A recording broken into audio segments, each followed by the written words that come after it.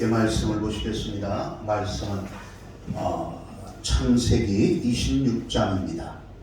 창세기 26장,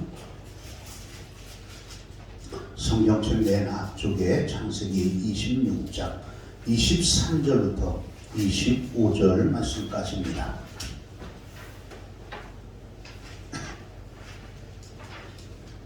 창세기 26장 23절에서 25절 말씀까지. 다 찾으신 줄 알고 우리 한 목소리로 함께 합독을 해나가겠습니다. 이삭이 거기서부터 브엘세바로 올라갔더니 그 밤에 여호와께서 그에게 나타나 이르시되 나는 내 아버지 아브라함의 하나님이니 두려워하지 말라. 내 종 아브라함을 위하여 내가 너와 함께 있어 내게 복을 주어 내 자손이 번성하게 하리라 하신지라. 이삭이 그곳에 단을 쌓고 여호와의 이름을 부르며 거기 장막을 쳤더니 이삭의 종들이 거기서도 우물을 팠더라. 아멘. 한 개인이 태어나서 성숙한 인격이 되기까지는 참으로 많고 다양한 경험들을 해야 합니다. 살아가는 그 과정 속에서 수많은 일들을 겪기도 하고 시행착오도 겪어가면서 한 사람의 인격이 형성되어진다 그 말이에요. 이처럼 성숙한 그리스도인들 역시 마찬가지로 하루하루의 생활 속에서 때때로 찾아오는 아픔과 고통을 맛보기도 하고 때로는 기쁨과 행복을 느끼는 시간 속에서 그 하나님이 그 속에서 함께하여 주시고 인도하여 주시고 그 고통 가운데 수많은 일들에 그 하나님께서 하시는 일들을 체험하는 이러한 일들을 통해서 한 사람 한 사람이 그리스도인으로 세워져 가는 겁니다. 그것을 가리켜서 내 인생 속에 하나님의 흔적이다 이런 말들을 해나가죠. 그러면 내 인생 속에서 하나님의 흔적이 있다 이 말은 단순히 성경 구절 몇 구절 알고 단순히 성경의 흐름들을 아는 것, 이 내용은 이 내용이야 라고 하는 것을 아는 것, 또 성경 공부의 모임을 통해서 성경을 배워가는 것, 그 정도 차원이 아니라는 거죠. 많은 사람들이 그 하나님을 자신의 어떠한 주인이라고 고백을 합니다. 하나님을 내가 섬긴다고 말을 합니다. 그런데 가만히 보면 많은 사람들이 말은 그렇게 하면서도 정작 하나님을 자신의 주인이 아니라 종으로 여기는 경우들이 참으로 많습니다. 어떤 은사를 나타내는 경우들도 마찬가지지만 또 우리가 생활을 하면서 기도하는 가운데 하나님께서 어떠한 역사를 일으켜 주시고 기적을 베풀어 주시고 응답을 주셔야 될 때 반드시 주셔야 되는 거예요. 안 주시면 안 되죠. 그것이 무엇이냐면 내 입술로는 내 하나님이 나의 주인이다. 그 하나님이 나의 그 신약으로 이야기하는 큐리오스, 나의 주, 나의 주인, 나의 모든 것이라고 표현을 하면서도 정작 내 생활 속을 가만히 보면 믿음 있는 사람의 모습이 아니라는 거죠. 특별히 예배드리는 모습 속에서 그러한 것들이 참으로 많이 나타납니다. 안다라고 하는 것 때문에 예배가 소홀히 되어지는 경우들이 참으로 많다는 거죠. 이런 사람들은 정말로 자기가 무엇을 하더라도 하나님 앞에 기도를 하든 무엇을 하든 하나님은 그 사람의 그 심령 속을 보시기 때문에 그 사람의 중심을 보시는 하나님이시기 때문에 반드시 그것을 짚고 넘어가시고 그 사람에게는 하나님의 크신 은혜의 역사는 절대로 일어나지를 않습니다. 매일매일 내 인생 속에서 하나님의 흔적이라고 하는 것은 오늘이라고 하는 현실과 매일의 생활 속에서 나와 함께 하시는 하나님의 손길을 느껴지는 거예요. 하나님이 나의 주인이 되어주시기 때문에 나를 붙잡아 주시고 나를 이끌어 주시고 나에게 위로를 더하여 주시고 은혜를 공급하여 주시고 나심 속에서 힘을 얻게 하여 주시는 하나님의 그것을 깨닫도록 하여 주시는 겁니다. 그것이 주인이 되어주시는 하나님이 일하시는 것들이죠. 그렇다면 우리의 삶의 현장인 바로 지금 그리고 여기에서 아무런 의미나 느낌 없이 어떠한 형식적인 예배를 드리거나 아무런 감정의 느낌도 없이 그냥 신앙생활을 하는 것, 거기에서 벗어나는 것, 그것이 바로 첫 번째 하나님의 손길을 느껴가는 겁니다. 내 생활 속에 나타나는 하나님의 흔적, 그것은 바로 우리 안에 새롭게 솟아나는 하나님이 주시는 행복과 평안함을 고백하는 것들입니다. 그런 것들을 경험해 가는 것들이다 그 말이에요. 이것이 아침에 내가 눈을 뜨는 순간부터 잠을 자는 순간까지 내 생각과 내 생활 속에 함께 하시는 하나님, 그 하나님의 흔적, 하나님의 마음을 느껴가는 것들이죠.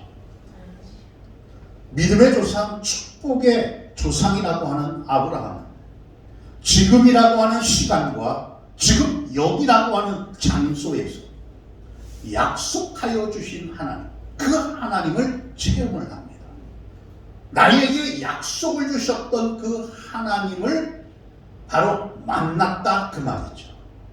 비록 자신이 연약하여 넘어졌다 할지라도 약속하시고 보호하여 주시는 하나님을 체험하게 되어집니다.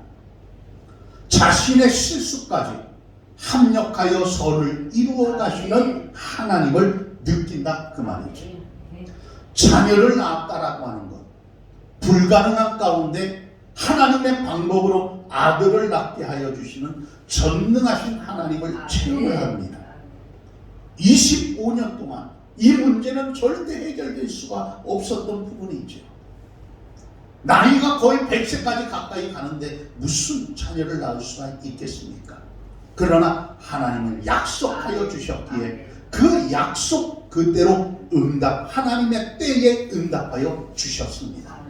그것이 바로 하나님이 주인이 되어 주신다라는 거죠. 내가 주인이 아니라 하나님이 주인이 되어 주셔서 하나님의 주권으로 하나님께서 원하시는 때에 하나님이 원하시는 방법으로 하나님께서 자녀를 허락해 주셨단 말입니다. 그리고 그 아들을 번제로 드리라고 할 때 그 번제 뒤에 어린 양을 준비해 주셨던 하나님, 모든 것들을 예비해 놓으시고 말씀하시는 하나님을 체험을 하게 되었습니다. 내 생각하는 것보다 더 좋은 것들로 준비해 놓으시는 하나님. 그렇다면 그 하나님은 우리를 위하여 무엇을 준비해 놓으셨을까? 바로 구원을 준비해 놓으셨습니다. 우리의 죄를 용서하기 위하여 예수 그리스도를 준비해 놓으시고 때가 되면 보내주셔서 십자가에 피 흘려 죽도록 하여 주신 하나님이십니다.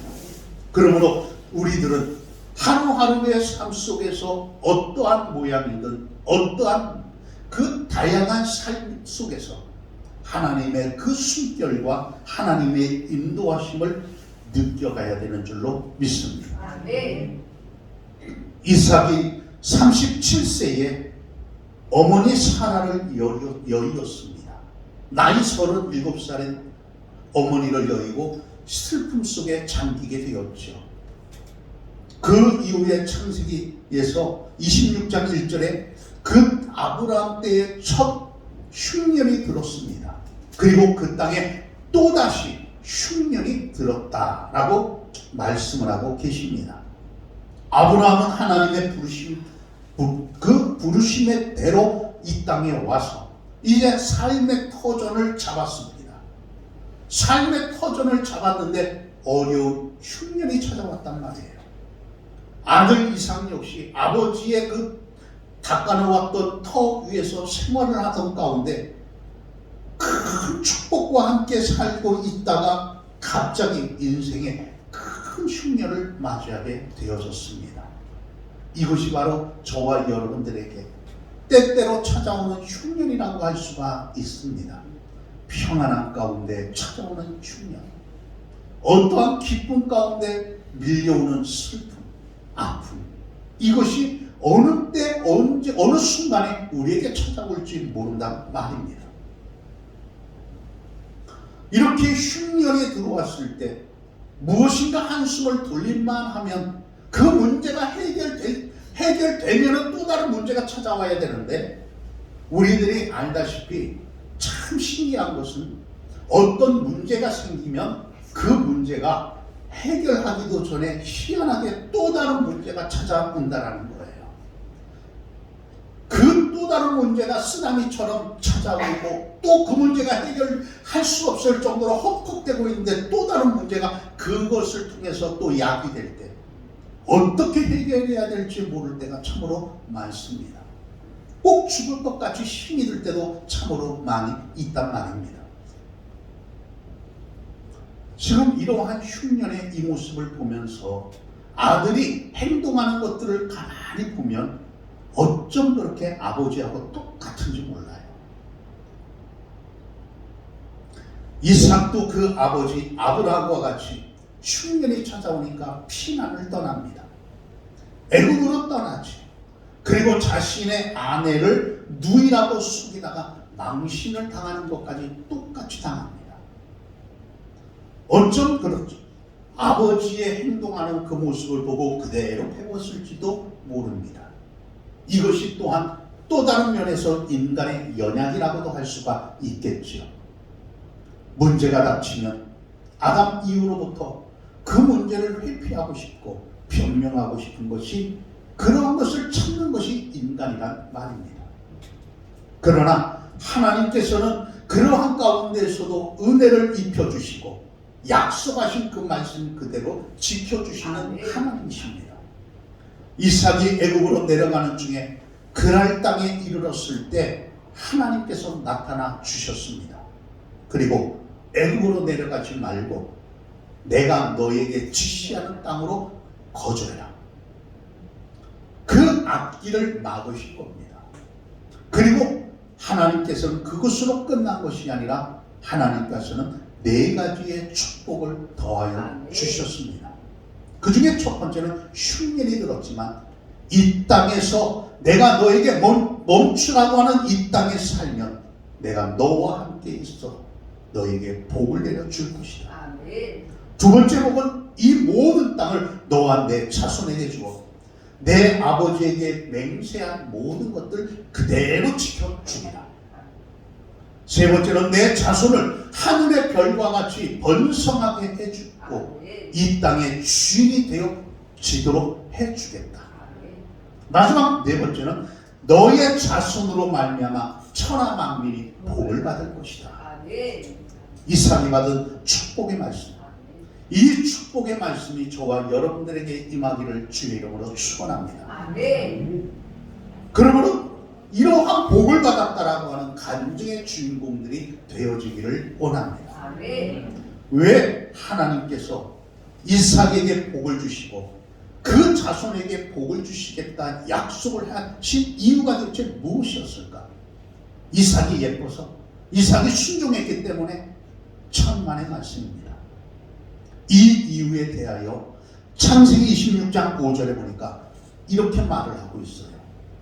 이는 아브라함이 내 말을 순종을 하고 내 명령과 내 계명과 내 율례와 내 법도를 지켰습니다.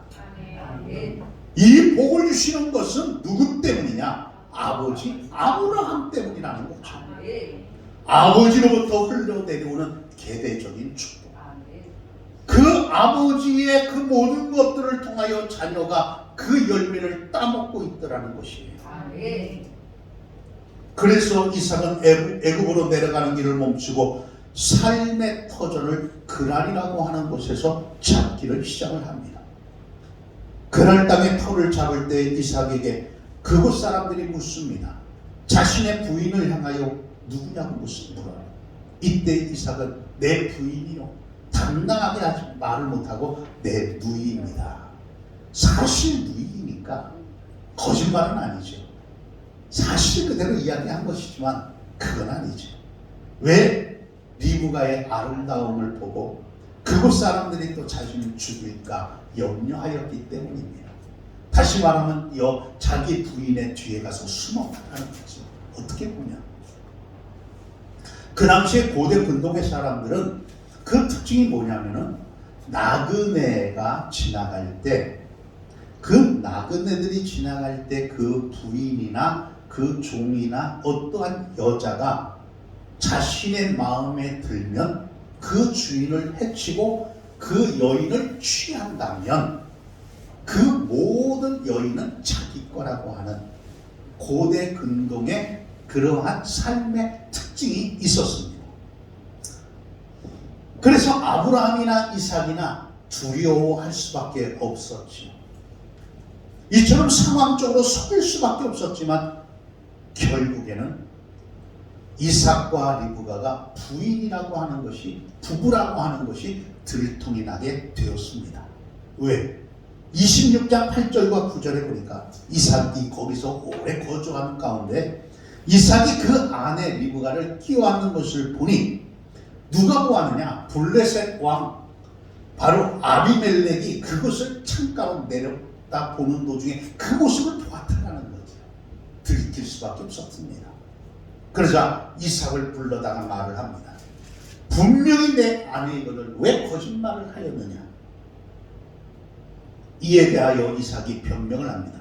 내 생각에 그로 말미암아, 내 부인으로 말미암아 내가 죽게 될까 두려워하였기 때문입니다. 이 말에 아비멜렉이 너의 말로 인하여 너의 아내와 네 모든 성안의 백성들, 나뿐만 아니라 성안의 백성들이 큰 죄를 범할 뻔하였구나. 그리고 백성들에게 선포합니다. 이 사람이나 이 아내를 범하는 자는 내가 반드시 죽일 것이다. 이삭의 신변을 보호해 주었습니다. 이것이 바로 하나님의 보호하심이에요. 하나님께서는 어떻게 역사하실 줄을 모릅니다. 우리의 생각은 어떠한 제한적이고 우리의 생각은 한정적이지만 하나님의 생각은 온 우주를 보시는 하나님이시기 때문입니다. 그래도 하나님의 말씀대로 그랄이라고 하는 땅에 머무를 순종을 하였을 때 이삭은 아버지의 그 약속하신 것과 그 하나님께서 약속하신 축복을 주시는 하나님, 그 하나님을 체험하게 되었다는 말입니다. 이처럼 하나님의 말씀 앞에 순종을 하는 사람이 인생 속에서 나와 함께하여 주시는 하나님, 그 하나님을 체험하며 갈 수가 있습니다. 나와 함께 하시는 주, 나와 함께 하시는 주. 그것이 바로 우리들의 생활 속에서 하루하루 느껴야 될 은혜라는 사실이에요. 이삭은 원래 직업은 양을 치는 목동이었습니다. 그런데 그가 흉년대에 농사를 지었는데 이 농사가 너무나도 잘 돼서 100배이나 거두게 되었습니다. 100배나 거두게 되었다라고 하는 이 의미는 문자적으로 100배의 뜻도 있지만 그 풍년이라고 하는 풍년추수라고 하는 의미도 담겨져 있습니다. 그러자 농사만 잘 되어진 것이 아니라 본업이 목축업도 잘 되어졌지요. 양과 소의 떼를 이루고 종들도 힘이 많아졌습니다. 이러한 풍년은 여호와께서 복을 주심으로 가능하게 되었단 말입니다. 이런 이삭을 본 블레셋 사람들이 시기 질투하기를 시작을 합니다. 자신들은 지금 흉년으로 어려움을 겪고 있어요. 그 흉년으로 인하여 너무나도 힘이 든 가운데 있습니다. 일자리를 잃어버렸습니다. 오늘날로 이야기하면 다른 나라에서 이미 그 수많은 사람들이 들어옴으로 인하여, 그 이곳저곳의 나라 사람들이 들어옴으로 인하여 우리 한국 사람들이 생활을 하는 도중에 일자리들이 그들로 인하여 빼앗겨 버렸다라는 하는 이러한 의미라는 말이에요. 제가 정왕동에 살 때에 그 정왕동 시장통이 있는데, 그 시장통을 보면 대부분들이 다 중국 분들이 그 시장을 다 운영을 해요. 시장. 그들은 누가 시장을 내었다 하면은 자리를 잡을 수 있도록 몰아줍니다. 모든 걸 몰아줘요. 그리고 그 어느 정도 또 자리가 잡힐 때까지 도와줘요. 그러다 보니까 세를 주는 데 있어서 그 세가 전부가 그 사람들한테 가기도 하고, 그 일대에 우리나라 대부분의 그 장소도 마찬가지로 대부분들이 중국 분들이 그 건물주가 되어 한국 사람들이 세를 내고 사는 이런 일이 비일비재합니다. 지금 여기에서도 마찬가지로 외국인이에요. 외국이 나그네입니다. 나그네가 어느 날 갑자기 거기에 정착을 하더니 갑자기 잘 되어지면서 자신들에게 위협이 되고, 자신들은 흉년이 들어서 먹을 것이 없는데 그 사람은 잘 되어지고 있다고 하니 시기와 질투가 없겠느냐 이 말이겠지. 그러자 이들이 아브라함 때에 판 모든 우물들을 다 막아버리고 흙으로 메꾸고 이삭에게 자신의 땅에서 떠나가라고 데모를 하고, 그리고 나서 와가지고 행패 아닌 행패를 부립니다.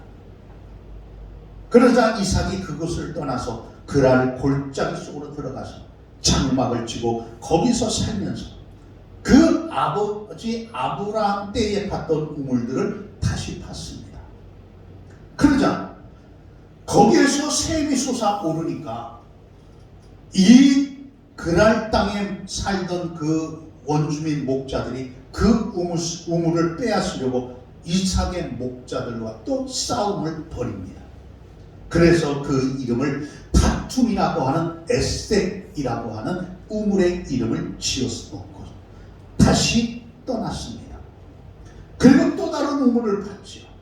그러자 거기에서 또 물이 솟아오릅니다. 그러자 거기에서 또 찾아와서 그 목자들이 찾아와서 그 우물을 또 빼앗아 버립니다. 그러자 이 이름을 대적이라고 하고 시딤이라고 하는 이름을 지어놓고 그 장소를 피해서 또 다른 장소로 떠납니다. 그러자 거기에 가서 또 우물을 팠는데 우물이 또 솟아오르게 되자 그때 그제서야 그 그랄의 목자들이 그를 인정해 줍니다. 다투지를 않죠. 그래서 그 이름을 르호봇이라고 하는 이름을 지어놓고 이제 여호와께서 우리를 위하여 넓게 하셨으니 이곳에 이 땅에서 우리가 번성하리로다 라고 하는 이러한 의미로 르호봇이라고 하는 이름을 지어 놓았습니다. 여러분, 내가 억지로 쟁취했다고 해서 내 것이 아닙니다. 돈을 버는 것도 마찬가지죠. 돈을 모으는 것 억지로 했다고 해서 내 것이 될 수가 없죠. 억지로 벌어놓으니까 어느 날 갑자기 몸이 아파서 모든 돈이 다 세워져 나가고 또 이 모양 저 모양으로 세워져 나가는 경우들이 얼마나 많이 있는지 모릅니다. 또 돈을 열심히 모아놨더니 오히려 해가 되는 경우들도 참 많습니다. 물질로 인하여 신앙생활을 못하는 경우들도 있었고요. 가정이 무너지는 것도 보았습니다. 그동안 잘 살았는데 자신의 땅이 수용됨으로써 보상이 너무 많이 나오니까 갑자기 부인이 이혼 소송을 걸더니 전 재산의 반을 가져가죠. 또 자녀들이 미리 모든 것들을 사고란 사고를 가져가고 돈이란 돈은 다 들어가 버리죠. 가정이 무너지는 경우도 보았습니다. 반대로 내가 양보를 했다고 해서 빼앗겼다고 해서 영원히 손해보는 것만도 아니더라고요. 하나님이 기뻐하시고 하나님께서 은혜를 주시고 하나님께서 내 편이 되어주시면 무엇을 해도 잘 되어지는 르호봇의 축복이 우리에게 임하게 되는 줄로 믿습니다. 오히려 더 넓게 되고 더 잘 되는 축복이 우리에게 임한다는 말입니다. 이처럼 이삭이 모든 것을 양보하고 빼앗겼음에도 불구하고 결국에는 더 잘 되어지는 르호봇의 번성의 축복을 받았듯이 저와 여러분들 역시 이 땅에서 모든 행하는 일들 속에서 번성의 복이 임하기를 주의 이름으로 축원합니다. 하나님은 사람들을 통해서 우리를 훈련시키기도 하고 우리를 연단시키시고 좋은 길로 인도하여 주십니다. 르호봇의 하나님을 경험했던 이삭은 그렇지만 그랄 땅에 오래 머무르지는 않습니다.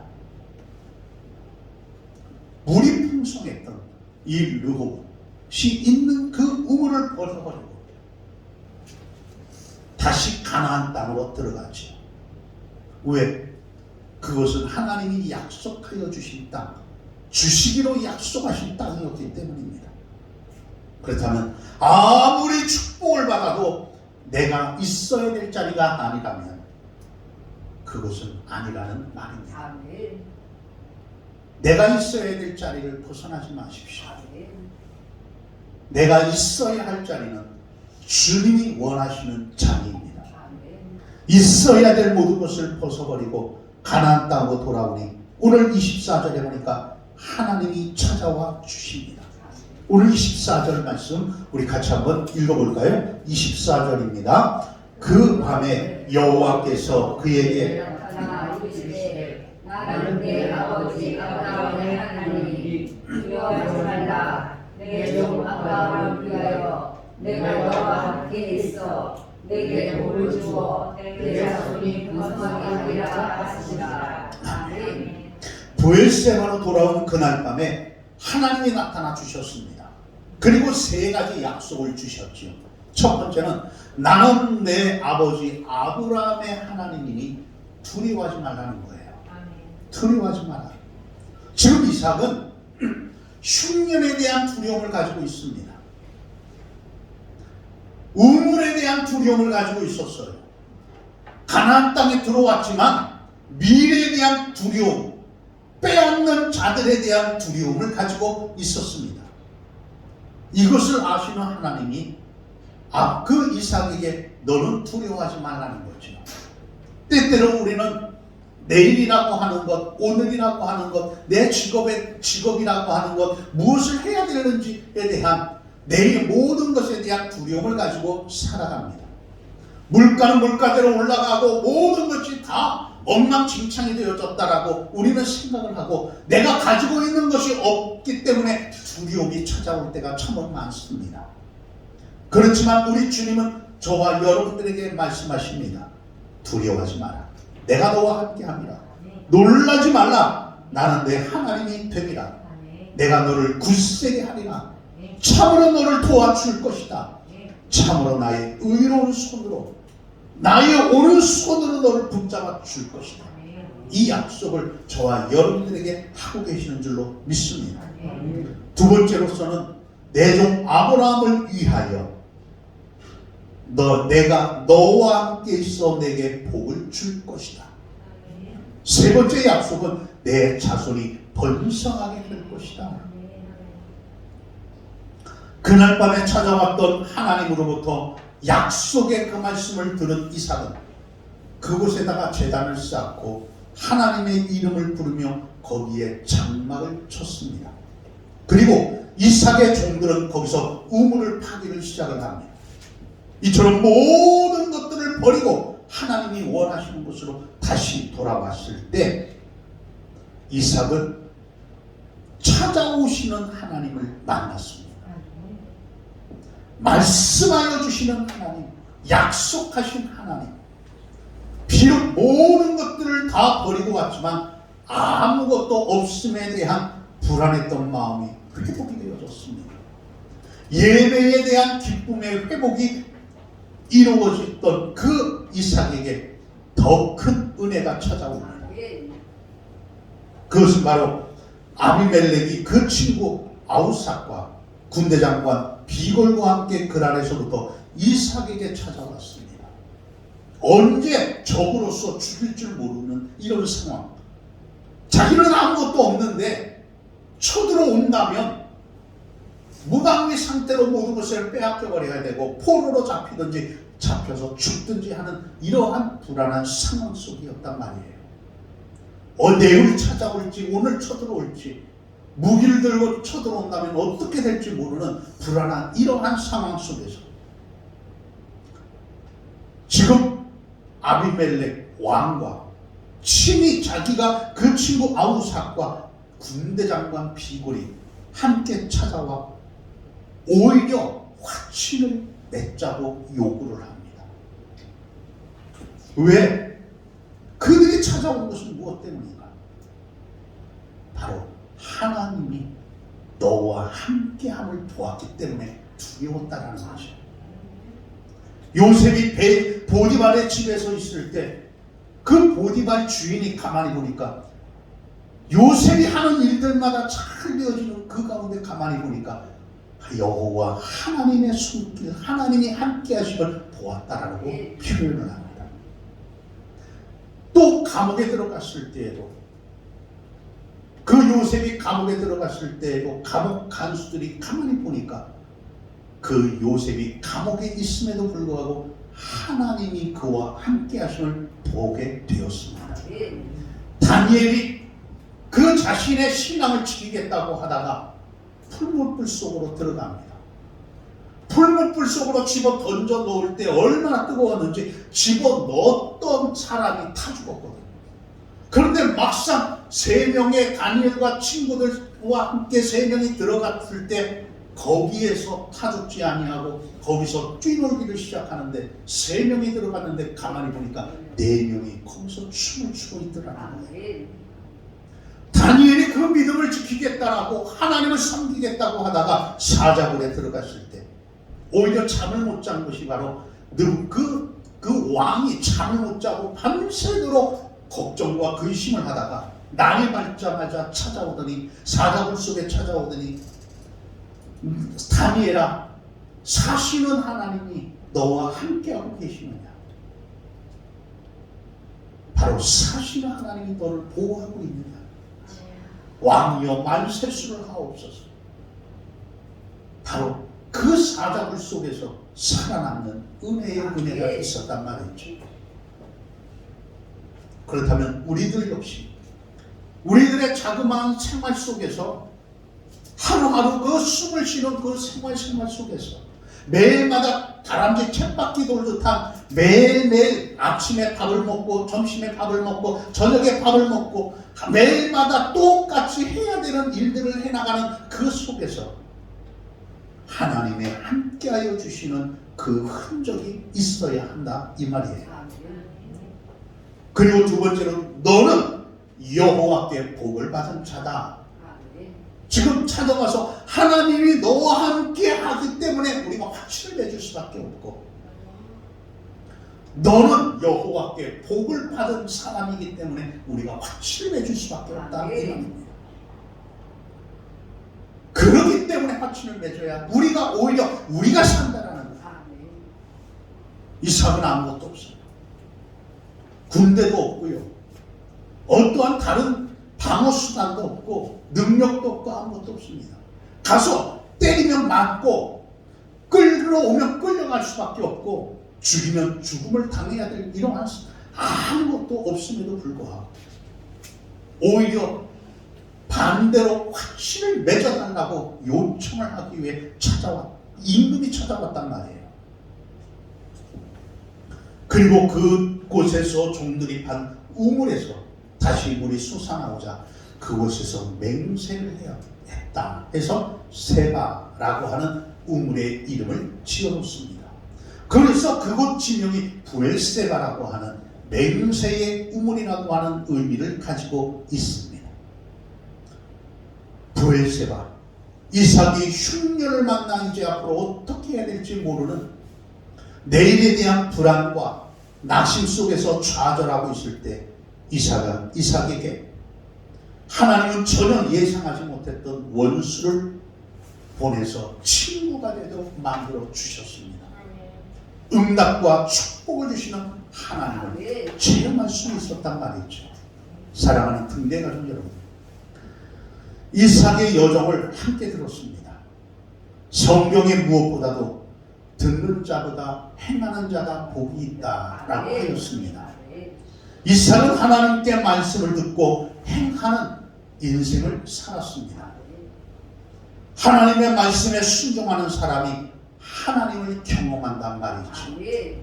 이삭은 흉년을 만나 애굽으로 내려가는 길에 애굽으로 내려가지 말고 내가 지시하는 땅에 거주하라고 하는 하나님의 그 말씀 앞에 순종을 하고 인생길 구비구비마다 하나님의 은혜를 체험하며 살아갑니다.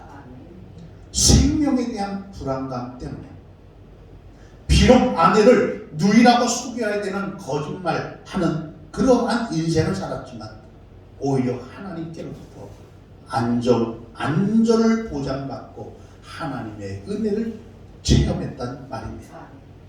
흉년 때에 그 땅에서 농사하여 남들은 힘들어할 때에 100배를 추수하는 풍년을 주신 하나님을 체험하였습니다. 창대하고 왕성하여 거부가 되었단 말입니다. 우물을 팔 때마다 우물물이 솟아나서 양보하고 또 양보하였지만 더 넓고 더 많은 물이 솟아오르는 르호봇이라고 하는 축복도 체험을 하였습니다. 바로 그때 자신을 찾아오신 하나님을 만나게 되었고 자기가 있어야 될 그 자리에 있게 될 때 하나님이 원하시는 그 일을 감당해야 할 때 하나님이 찾아오셔서 말씀하여 주시는 그 말씀의 은혜를 체험을 하게 되었고 예배의 기쁨도 회복의 축복도 또한 경험하게 되었습니다. 그 가운데 하나님께서 원수를 보내서 친구가 되어주는 이러한 은혜로 부엘세바의 축복도 받았습니다. 그래서 신약 성경에 보면 사도 바울도 역시 나는 예수의 흔적을 가졌노라. 나는 예수의 흔적을 가졌다. 믿음으로 고백했던 것처럼 저와 여러분들 모두의 인생 속에서 정말 주님을 향한 믿음의 흔적을 가져서 주님의 그 주시는 은혜, 주님이 찾아와 주셔서 우리를 보살펴 주시는 그 은혜, 우리의 모든 행하는 그 손길 속에 하나님의 능력이 함께하여 하는 그러한 은혜를 체험하며 다시 한번 인생을 설계하며 살아갈 수 있는 저와 여러분이 되기를 주의 이름으로 축원합니다. 기도합니다. 좋으신 주님, 은혜의 주님, 부족하고 연약한 우리입니다. 참 말씀 속에 은혜를 베풀어 주시고 말씀 한 구절 한 구절을 우리가 묵상하며 갈 때마다 너무나도 깊고 너무나도 오묘한 하나님의 손길을 느낄 때가 참으로 많습니다. 이토록 좋은 말씀들을 우리들은 때때로 무심코 흘려버릴 때가 참으로 많이 있사오니 아버지 하나님 우리의 귀를 열어주시고 우리의 눈을 영의 눈을 뜨게 하여 주셔서 주의 말씀을 듣게 하시고 주의 말씀을 보게 하여 주옵시고 주의 말씀을 믿게 하여 주옵소서. 그 말씀을 부여잡고 믿음으로 살아갈 수 있도록 도와 주옵소서. 아버지 하나님 우리 앞에 르호봇의 축복이 있게 하시고 부엘세바의 축복의 역사가 우리에게 다시 한번 펼쳐지게 하옵소서. 힘들고 어려운 이 시대 속에서 사람을 붙여주시고 은혜를 붙여주시고 물질을 붙여주옵시고 모든 것들을 더하여 주옵소서.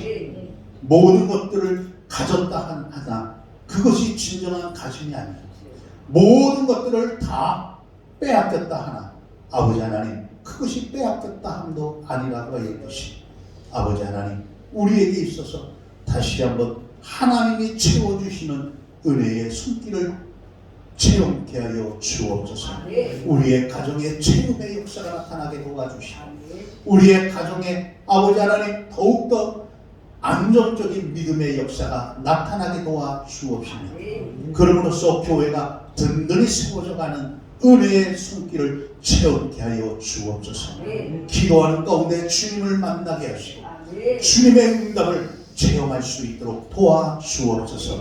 예수님의 이름으로 기도하였습니다. 아멘.